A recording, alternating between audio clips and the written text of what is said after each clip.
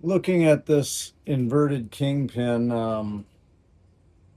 old gullwings truck that I got here, um, it's got a lot more grind clearance than it did before.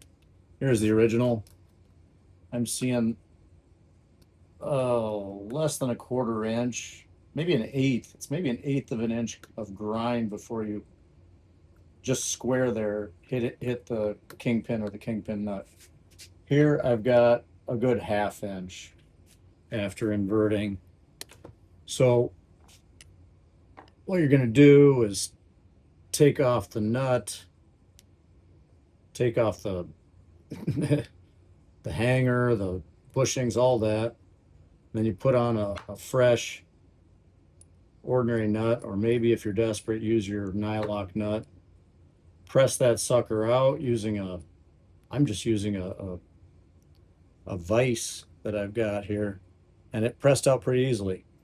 The trick is, once you have this and you're planning to invert it, uh, it's got these splines on it, which of course are going to make it very hard to fit into the regular hardware. These splines stick out. So you're going to want to grind down these splines or use a file or whatever until the point where the bushing sort of washer still can pass. Then put everything back together. Figure out if you need or want to chop down the length of this kingpin. This base plate has some room in it for some extra length of kingpin, but if it didn't, or even if you find you need longer, you're going to want to have a riser plate that's got a hole in it. Anyway, what you might do if you find you need to chop the kingpin or any kind of grade 8 3/8 fine thread bolt is you're going to simply take a nut, put it on the kingpin,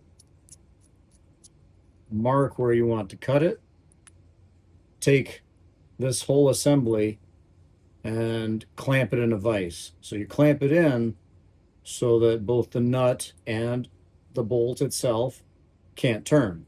Have the excess that you want to cut sticking out of the side of the vise. Use your hacksaw or your bandsaw, cut off that excess. You can then kind of clean up the edge a little bit with a grinder or something, just going around. And then unthreading this nut is going to straighten the threads that remain, because at the very end there's going to be a little jagged bit, and you want to straighten out that thread so that another nut can thread back on without it being a mess. You need that nut on there before you cut. Otherwise, the thread will be very hard to straighten out.